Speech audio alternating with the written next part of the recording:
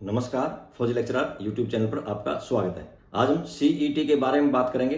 Combined entrance test जो होता है, हरियाणा स्टाफ सिलेक्शन कमीशन ये टेस्ट लेता है। इसके लिए नोटिफिकेशन जारी हो चुका है, आवेदन भरने शुरू हो चुके हैं और इसकी जो लास्ट डेट है 12 जून है। इसका पूरा नोटिफिकेशन पढ़ने के बाद हम ये वीडियो बना रहे हैं उम्मीदवारों की सुविधा के लिए। आप ये पूरा वीडियो अंत तक देखेंगे तो काफी कुछ जानकारी आपको मिल जाएगी। हरियाणा स्टाफ सिलेक्शन कमीशन के चेयरमैन ने सोशल मीडिया पे जो जानकारी दी है वो भी इस वीडियो के लास्ट में आपके साथ शेयर करेंगे। फॉर्म भरते समय अगर कोई दिक्कत आती है उसके लिए एक नंबर जारी किया गया है, वो नंबर भी वीडियो के लास्ट में आपको दिखाएंगे। सीईटी के लिए जो नोटिफिकेशन जारी किया गया है उसका एक पहले वाला पेज देख लीजिए। यहाँ सबसे पहले देखिए, ओपनिंग डेट दी गई है रजिस्ट्रेशन की 28/5/2025 को दोपहर 12 बजे से शुरू हो चुका है। इसकी जो क्लोजिंग डेट है यानी कि आखिरी तारीख है 12/6/2025 रात को 12 बजने से 1 मिनट पहले तक है। फीस जमा करने की जो आखिरी तारीख है 14/6/2025 शाम को 6 बजे तक। ये ध्यान देने की बात है, शाम को 6 बजे तक है। इसमें जो डॉक्यूमेंट लगने हैं बीसीए, बीसीबी, ईडब्ल्यूएस के जो सर्टिफिकेट लगने हैं उनकी जो डेट दी गई है 1/4/2025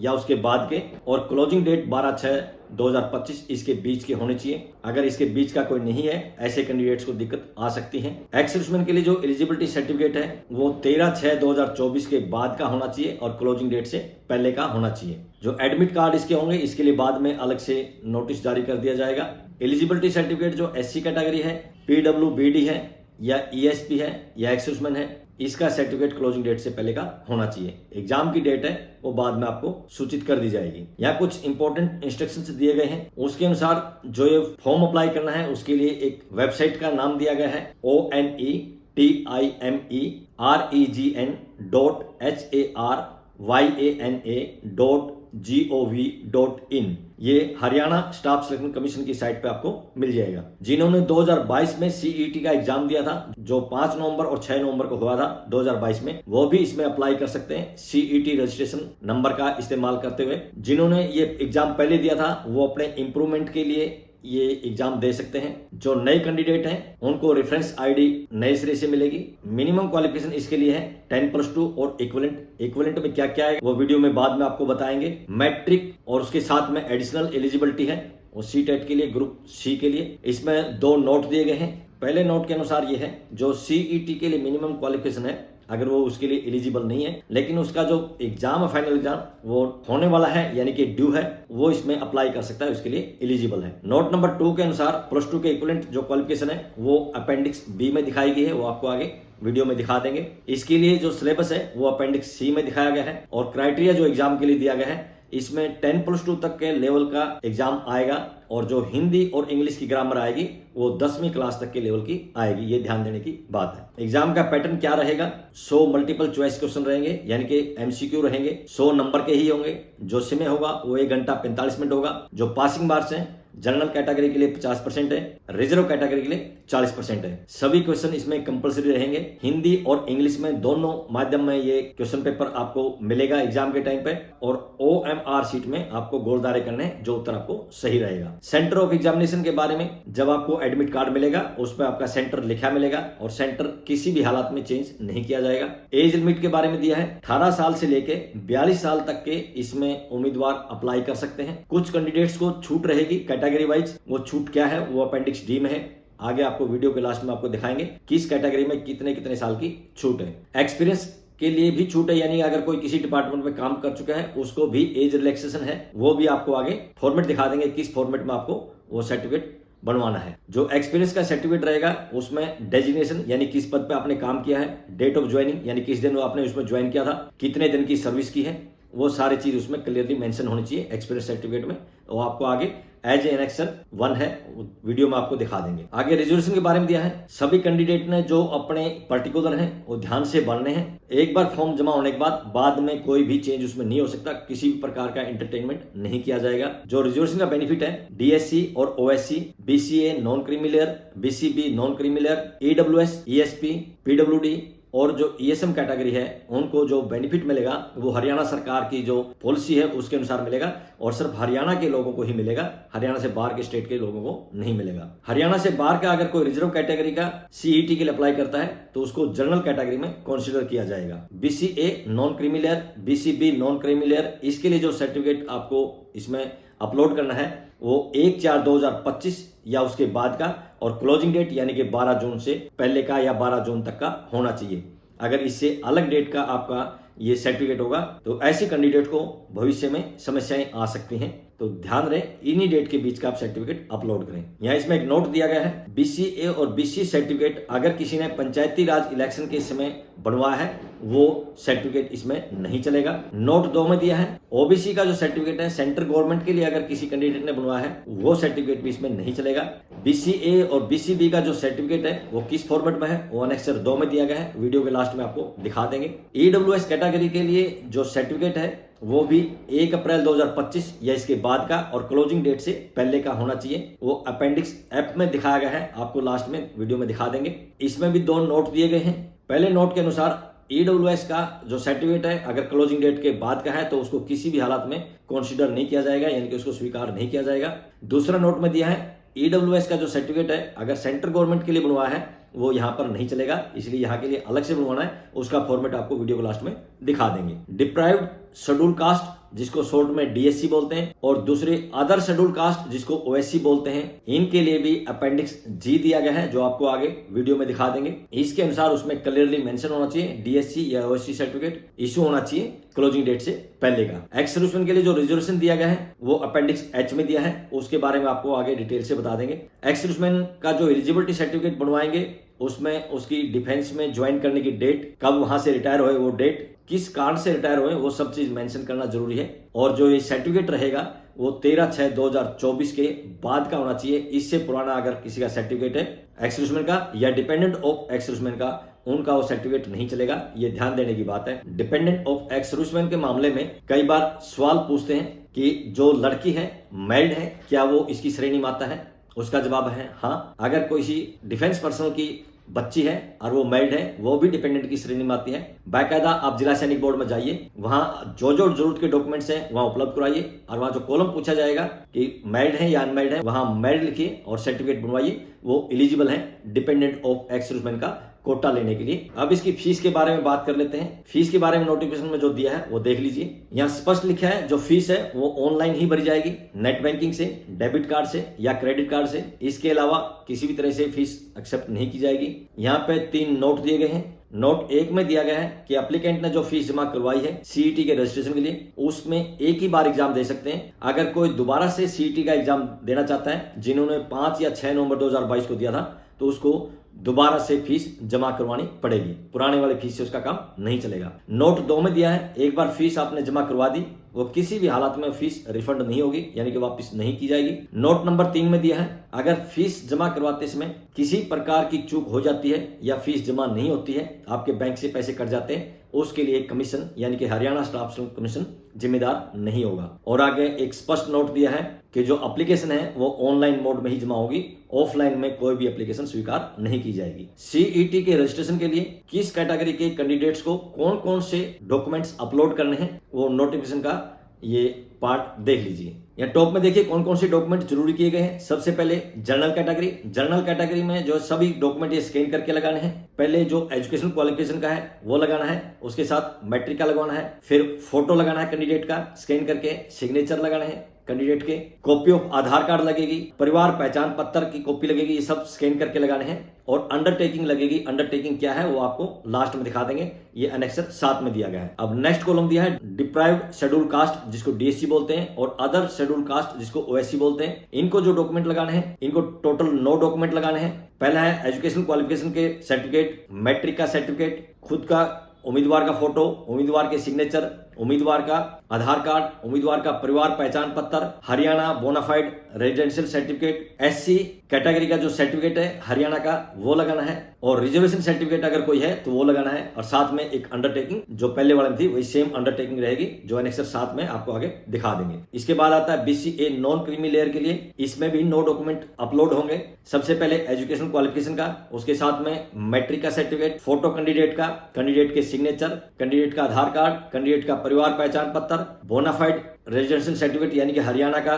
सर्टिफिकेट, और उसका बीसीए नॉन क्रीमी लेयर का सर्टिफिकेट भी लगाना है। यहाँ ध्यान देने की बात है जो बीसीए नॉन क्रीमी लेयर का सर्टिफिकेट रहेगा वो 1 अप्रैल 2025 या उसके बाद का और क्लोजिंग डेट से पहले का होना चाहिए। अगर कोई दूसरा रिजर्वेशन सर्टिफिकेट है वो भी लगा देना है, और अंडरटेकिंग आपको लगानी है एज ए एनेक्सर 7 जो पहले 2 में भी लगाई गई है। ये देखिए बीसीबी नॉन क्रीमी लेयर के लिए इसमें भी 9 डॉक्यूमेंट टोटल है। सबसे पहले क्वालिफिकेशन का है जिसके साथ मैट्रिक का भी रहेगा, यानी +2 के साथ मैट्रिक, फिर कैंडिडेट का फोटो है, कैंडिडेट के सिग्नेचर है, कैंडिडेट का आधार कार्ड है, कैंडिडेट का परिवार पहचान पत्र है, हरियाणा रेजिडेंट का सर्टिफिकेट है, बीसीबी नॉन क्रीमी लेयर का सर्टिफिकेट है जो कि 1/4/2025 या उसके बाद का और क्लोजिंग डेट से पहले का होना चाहिए। अगर इससे अलग डेट का होगा तो कैंडिडेट्स को दिक्कत आ सकती है। दूसरा कोई रिजर्वेशन का सर्टिफिकेट है तो वो भी लगाना है, और साथ में एक अंडरटेकिंग लगानी है जो एनेक्सर 7 में है, ये लास्ट में आपको दिखा देंगे। इकोनॉमिकली वीकर सेक्शन ईडब्ल्यूएस इसको बोलते हैं, इसके भी 9 डॉक्यूमेंट है, सेम वही डॉक्यूमेंट है जो पहले वाले में लगाए गए हैं। क्वालिफिकेशन +2 10वीं, फोटो कैंडिडेट का, सिग्नेचर, आधार कार्ड, परिवार पहचान पत्र, हरियाणा का रेजिडेंशियल सर्टिफिकेट, ईडब्ल्यूएस सर्टिफिकेट जो कि 1/4/25 और उसके बाद का और क्लोजिंग डेट से पहले का होना चाहिए। इसके बाद आता है एलिजिबल स्पोर्ट्स पर्सन ESP जिसको बोलते हैं, इसमें भी 9 सर्टिफिकेट है। मिनिमम क्वालिफिकेशन का +2 और मैट्रिक का, कैंडिडेट का फोटो, कैंडिडेट के सिग्नेचर, कैंडिडेट का आधार कार्ड, कैंडिडेट का परिवार पहचान पत्र, bonafide residential certificate, sports graduation certificate है उसकी कॉपी भी इसमें अपलोड करनी है, और अदर कोई रिजर्वेशन का सर्टिफिकेट है वो भी लगाना है, और साथ में अंडरटेकिंग लगानी है जो आपको लास्ट में दिखाएंगे। एक्स सर्विसमैन के लिए मिनिमम क्वालिफिकेशन, साथ में मैट्रिक का, कैंडिडेट का फोटो, कैंडिडेट के सिग्नेचर, कैंडिडेट का आधार कार्ड, कैंडिडेट का परिवार पहचान पत्र, बोनाफाइड सर्टिफिकेट जो हरियाणा का सर्टिफिकेट है वो, डिस्चार्ज सर्टिफिकेट यानी कि डिस्चार्ज बुक की कॉपी जिसमें कारण लिखे हो किस वजह से डिस्चार्ज है, no objection certificate competent authority से लिखवाना है वो इसमें जमा करवाना है, साथ में कोई दूसरा रिजर्वेशन का है तो वो भी इसमें अपलोड करना है, अंडरटेकिंग देना है जैसे पहले वाले में दिया गया है। डिसेबल्ड एक्स सर्विसमैन के लिए इसके लिए भी 9 डॉक्यूमेंट है, मिनिमम क्वालिफिकेशन, साथ में मैट्रिक के सर्टिफिकेट, कैंडिडेट का फोटो, कैंडिडेट के सिग्नेचर, कैंडिडेट का आधार कार्ड, कैंडिडेट के परिवार पहचान पत्र, हरियाणा रेजिडेंस का सर्टिफिकेट, और वैलिड डॉक्यूमेंट इसमें लगाने हैं कंपेटेंट अथॉरिटी द्वारा इशू किए गए आर्म फोर्सेज के, वो सब इसमें अपलोड करने हैं। डिस्चार्ज बुक जिसमें रिलीज का कारण लिखा हो वो भी लगाना है, रिजर्वेशन का कोई सर्टिफिकेट है वो भी लगाना है, और अंडरटेकिंग लगानी है as per annexure 7। Family member of disabled ex serviceman उसके लिए जो डॉक्यूमेंट है मिनिमम क्वालिफिकेशन का जिसके साथ मैट्रिक का रहेगा, फोटो रहेगा कैंडिडेट का, सिग्नेचर कैंडिडेट के, कैंडिडेट का आधार कार्ड, परिवार पहचान पत्र, हरियाणा रेजिडेंस का सर्टिफिकेट, और वैलिड डॉक्यूमेंट यानी कि डिस्चार्ज बुक वगैरह जो है वो उसमें रहेंगे, उससे संबंधित जो कार्ड है वो रहेगा। एलिजिबिलिटी सर्टिफिकेट इशू करवाना है जिला सैनिक बोर्ड से और वो इसके साथ लगाना है। यहाँ ध्यान देने की बात है जो एलिजिबिलिटी सर्टिफिकेट है वो 13/6/2024 से पुराना नहीं होना चाहिए। जिसके पास पुराना है वो अपना नया बनवाने के बाद ही अपलोड करें। रिजर्वेशन का कोई सर्टिफिकेट है तो वो लगा दे, और साथ में अंडरटेकिंग लगानी है as annexure 7। Family member of ex serviceman यानी कि दूसरे एक्स सर्विसमैन के लिए जो है उसके लिए भी सेम वही डॉक्यूमेंट है जो ऊपर वाले में दिए गए हैं। एजुकेशन क्वालिफिकेशन है, 10वीं का सर्टिफिकेट है, फोटो है कैंडिडेट की, कैंडिडेट के सिग्नेचर है, कैंडिडेट का आधार कार्ड है, परिवार पहचान पत्र है, हरियाणा रेजिडेंट सर्टिफिकेट है। एलिजिबिलिटी सर्टिफिकेट जो जिला सैनिक बोर्ड से मिलेगा वो लगाना है। यहाँ ध्यान देने की बात है जो एलिजिबिलिटी सर्टिफिकेट रहेगा 13/6/2024 के बाद का होना चाहिए, उससे पुरानी डेट का नहीं चलेगा। अगर कोई अदर रिजर्वेशन है तो वो भी लगाएं, साथ में अंडरटेकिंग लगानी है। डिपेंडेंट ऑफ फ्रीडम फाइटर के लिए मिनिमम क्वालिफिकेशन के डॉक्यूमेंट लगाने हैं, मैट्रिक का सर्टिफिकेट लगाना है, कैंडिडेट का फोटो, कैंडिडेट के सिग्नेचर, कैंडिडेट का आधार कार्ड, परिवार पहचान पत्र, हरियाणा रेजिडेंट सर्टिफिकेट और सर्टिफिकेट ऑफ चिल्ड्रन या ग्रैंडसन ऑफ फ्रीडम फाइटर वो सर्टिफिकेट लगाना है कि भाई उसका पोता या पोती है, और अदर कोई रिजर्वेशन सर्टिफिकेट है तो वो भी लगाना है, साथ में एक अंडरटेकिंग लगानी है। Persons with benchmark disabled PWD इसको बोलते हैं, इसके लिए डॉक्यूमेंट है मिनिमम क्वालिफिकेशन के जो सर्टिफिकेट है वो लगाने हैं, 10वीं का सर्टिफिकेट है, कैंडिडेट का फोटो, कैंडिडेट के सिग्नेचर, कैंडिडेट का आधार कार्ड, कैंडिडेट का परिवार पहचान पत्र, बोनाफाइड रेजिडेंस का सर्टिफिकेट, और साथ में स्कैन कॉपी उसकी डिसेबल्ड PWD के सर्टिफिकेट की वो लगानी है। कोई रिजर्वेशन का सर्टिफिकेट है तो वो लगाना है, और अंडरटेकिंग देनी है एज पर एनेक्सर 7। लास्ट में दिया है अडॉप्ट या कॉन्ट्रैक्ट या वर्क चेंज डेली वेजेस यानी कि कोई कहीं ऑलरेडी काम कर रहा है उनके लिए जो डॉक्यूमेंट जमा करने हैं, मिनिमम क्वालिफिकेशन के डॉक्यूमेंट, मैट्रिक का सर्टिफिकेट, कैंडिडेट की फोटो, कैंडिडेट के सिग्नेचर, कैंडिडेट का आधार कार्ड, कैंडिडेट का परिवार पहचान पत्र,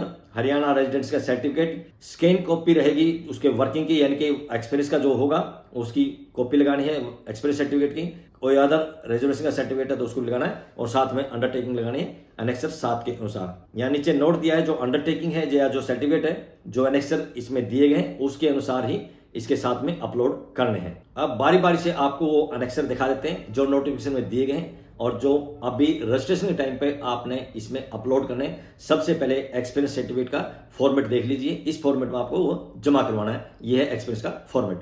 ये एनेक्सर 1 है, एक्सपीरियंस सर्टिफिकेट है। इसमें एज रिलेक्सेशन दिया है यानी कि जिसने कहीं काम किया है उसमें अपना ये सारे पर्टिकुलर भरने हैं। खुद का नाम है, पिता का नाम है, रेजिडेंस है, गांव, तहसील, डिस्ट्रिक्ट, ये सब इसमें भरना है और कब से कब तक आपने ये काम किया है ये सारा इसमें डिटेल भरनी है। और लास्ट में इनके जिस ऑफिस में काम किया है उस ऑफिस के अधिकारी का नाम, सिग्नेचर, उसके डेजिग्नेशन, एड्रेस, टेलीफोन नंबर वगैरह सब लिखवाना है। ये है बैकवर्ड क्लास के लिए सर्टिफिकेट। इसी फॉर्मेट में आपको सर्टिफिकेट जो अपलोड करना है ये हमने इस नोटिफिकेशन से लिया है। इसमें जो पर्टिकुलर दिए हैं सारे पर्टिकुलर भरने हैं और भरने के बाद इसी फॉर्मेट में आपको सिग्नेचर करवा के और लास्ट में अपलोड करवाना है। ये अगला फॉर्मेट है इकोनॉमिकली वीकर सेक्शन के लिए, इनकम एसेट सर्टिफिकेट है। यहाँ इसी फॉर्मेट में आपको इसको जमा करवाना है। ये आप सारे देख सकते हैं, इसमें पर्टिकुलर कैंडिडेट के भरने हैं, खुद का नाम, पिता का नाम, गांव, एड्रेस वगैरह सारी चीज भरनी है और जो जो इसमें फॉर्मेलिटी चाहिए सब करवा के और साइन होने के बाद उसके बाद इसको अपलोड कर देना है रजिस्ट्रेशन के टाइम पे। ये अगला सर्टिफिकेट है एलिजिबिलिटी सर्टिफिकेट। ये एक्स-सर्विसमैन के लिए है, डिपेंडेंट ऑफ एक्स-सर्विसमैन, ये एक्स-सर्विसमैन के लिए। उसमें सारे पर्टिकुलर वगैरह भरने हैं, साथ में इसमें फोटो लगेगा। यहाँ ध्यान देने की बात है, अगर कोई लड़की है, मैरिड है, वो भी डिपेंडेंट ऑफ एक्स-सर्विसमैन की श्रेणी में आती है, वो भी अपने जिला सैनिक बोर्ड से इस प्रकार का सर्टिफिकेट बनवाए और बनवा के रजिस्ट्रेशन के टाइम पे अपलोड कर दें। यहाँ ध्यान देने की बात है 13/6/2024 से पुराना सर्टिफिकेट ये नहीं चलेगा। ये अंडरटेकिंग है जो सभी कैटेगरी के लोगों को देनी है। एज एनेक्सर 7 है। यहाँ खुद का नाम है, पिता का नाम है, रेजिडेंट ऑफ यानी कि अपना घर का पूरा एड्रेस देना है और ये पर्टिकुलर इसी तरह से लिखना है जैसे इसमें लिखे गए हैं। लास्ट में नीचे आगे देखेंगे इसमें कैंडिडेट के साइन रहेंगे और लेफ्ट साइड में डेट रहेगी। इसी फॉर्मेट में ये जमा करना है। यहाँ ध्यान देने की बात है, जो ये अंडरटेकिंग का फॉर्मेट हमने अभी दिखाया है ये सभी कैटेगरी के उम्मीदवार को जमा करना है, चाहे वो जनरल का हो, एससी का हो, बीसी का हो, एक्स-सर्विसमैन हो, डिपेंडेंट ऑफ एक्स-सर्विसमैन हो, किसी भी कैटेगरी का हो, सबको ये अंडरटेकिंग इसी फॉर्मेट में रजिस्ट्रेशन के टाइम पे अपलोड करना है। अब आपको एज रिलैक्सेशन के बारे में बता देते हैं। आपको हरियाणा सरकार का लेटर भी दिखा देते हैं जिसमें एज रिलैक्सेशन के बारे में लिखा गया है। ये लेटर देख लीजिए। ये हरियाणा गवर्नमेंट की तरफ से लेटर दिया गया है। इसमें तारीख है 25 मार्च 2022। इसके अनुसार जो एज रिलैक्सेशन दी गई है अलग अलग कैटेगरी को उसके बारे में लिखा गया है और सभी डिपार्टमेंट को ये लेटर लिखा गया था। यहाँ देखेंगे सबसे पहले शेड्यूल कास्ट के लिए 5 साल की एज रिलैक्सेशन दी गई है। बैकवर्ड क्लास के लिए भी 5 साल की एज रिलैक्सेशन दी गई है। डिसेबल्ड पर्सन अगर कोई है उसके लिए 10 साल का एज रिलैक्सेशन दिया गया है। और यहाँ ध्यान देने की बात है, एज रिलैक्सेशन देने के बाद मैक्सिमम जो एज है वो 52 साल होनी चाहिए, उससे ज्यादा का अप्लाई नहीं कर सकता है एक्स-सर्विसमैन को छोड़ के। अगले पॉइंट में ग्रुप सी पोस्ट के लिए पुलिस पर्सन या प्रिजनर पर्सन के लिए 5 साल की, मिलिट्री पर्सन की वाइफ के लिए भी 5 साल की एज रिलैक्सेशन दी गई है। विडो और लीगली डाइवर्स वुमेन के लिए भी 5 साल की छूट दी गई है। जुडिशली अगर कोई सेपरेटेड हो गया उसके लिए 5 साल की छूट दी गई है। अनमैरिड अगर कोई वुमेन है उसके लिए भी 5 साल की छूट दी गई है। एक्स-सर्विसमैन की जो छूट दी गई है वो सभी प्रकार की छूट से अलग है। इसमें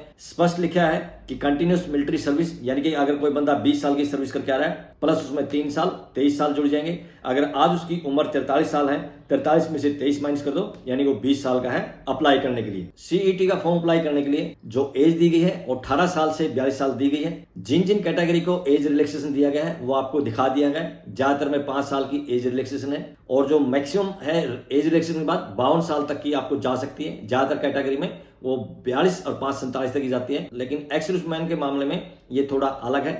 उसमें कंटिन्यूस मिलिट्री सर्विस प्लस 3 साल ये दोनों जोड़ के एक्चुअल उम्र से माइनस कर दिया जाता है। यानी उदाहरण के लिए अगर कोई मिलिट्री में 20 साल की सर्विस करके आया है उसमें 20 जमा में 3 जोड़ दो 23 हो जाएगा और आज अगर उसकी उम्र 43 साल है तो 43 में से 23 माइनस कर देंगे, ये 20 बचेगा। यानी कि उसकी अप्लाई करने की जो उम्र है अभी 20 साल है। एज रिलैक्सेशन के बाद जो अपर एज लिमिट दी है 52 साल की, एक्स-सर्विसमैन के लिए वो अप्लीकेबल नहीं है। एक्स-सर्विसमैन की जो अपर एज है वो 52 साल से भी ज्यादा जा सकता है। यानी एक्स-सर्विसमैन अगर आज 52 साल से भी ज्यादा है तो वो अप्लाई कर सकता है इसके रिजर्वेशन के छूट के अनुसार। अब आपको कुछ और चीजें दिखाते हैं जो हरियाणा स्टाफ सिलेक्शन कमीशन के चेयरमैन के द्वारा सोशल मीडिया पे दी गई है। ये पहले वाले उनकी पोस्ट देख लीजिए। यहाँ इन्होंने दिया कि कुछ अभ्यर्थियों के कुछ पर्सन है सीईटी के बारे में, उसको इन्होंने क्लियर किया है। पहला पॉइंट में दिया जो डोमिसाइल सर्टिफिकेट है वो किसी भी तिथि का हो सकता है, उसके लिए कोई बाध्यता नहीं है अपलोड करने के लिए। दूसरा जो डीएससी और ओएससी सर्टिफिकेट है उसके लिए भी कहा है दिनांक की कोई बाध्यता नहीं है, किसी भी तारीख का हो सकता है। दूसरी पोस्ट के अनुसार इन्होंने दिया है जहां लोगों ने फॉर्म अप्लाई किए हैं उसमें कुछ गड़बड़ियां हैं। यहाँ इसमें ये बताया गया फॉर्म भरते इसमें क्या क्या गलतियां करते हैं। पहला पॉइंट में बताया कि उम्मीदवार फोटोग्राफ के स्थान पर हस्ताक्षर के सिग्नेचर अपलोड कर देते हैं या हस्ताक्षर की जगह पे फोटो अपलोड कर देते हैं, धुंधली फोटो अपलोड कर देते हैं, उम्मीदवार का जो फोटो सेक्शन है वो साइड एंगल से ली होती है या कोई सेल्फी होती है, या उम्मीदवार का A4 शीट पर पासपोर्ट साइज की फोटो लगाकर पूरी फोटो को अपलोड कर देते हैं। इस प्रकार की ये गलतियां कर देते हैं। और उम्मीदवार कैटेगरी के सेक्शन में आधार का जो कार्ड है उसको अपलोड कर देते हैं। इस प्रकार की गलती नहीं करनी है, ये इसमें हिदायतें दी गई है। कमीशन के चेयरमैन द्वारा सोशल मीडिया पर एक और जानकारी दी गई है। इसके अनुसार यदि अगर कोई कमेंट करता है तो कमेंट में अपना फोन नंबर जरूर लिखें। अगर कोई उसकी समस्या है, गूगल फॉर्म और दिया है, उस गूगल फॉर्म के माध्यम से भी आप दे सकते हैं। और साथ में एक हेल्पलाइन नंबर भी दिया है। CET 2025 से जुड़ी कोई भी समस्या है, इस हेल्पलाइन पे आप फोन कर सकते हैं। हेल्पलाइन नंबर है 9063493990। फिर से रिपीट कर देते हैं 9063493990। CET 2025 के नोटिफिकेशन में जो जानकारी दी हुई थी, पूरा नोटिफिकेशन पढ़ने के बाद मुख्य जानकारी हमने इस वीडियो के माध्यम से आपको उपलब्ध करवा दी है। फिर भी अगर कोई समस्या आती है, कमीशन का एक नंबर नोट करवा दिया है, उसके माध्यम से आप कमीशन में संपर्क कर सकते हैं। उम्मीद करते हैं जो भी कैंडिडेट CET 2025 के लिए फॉर्म भरेगा वो गलतियां नहीं करेगा, ठीक से फॉर्म भरेगा। आज की इस वीडियो में बस इतना ही। वीडियो अगर पसंद आई है तो लाइक कीजिए, दोस्तों के साथ शेयर कीजिए। इसी तरह की वीडियो देखने के लिए चैनल को सब्सक्राइब कीजिए। बहुत बहुत शुक्रिया, धन्यवाद, जय हिंद।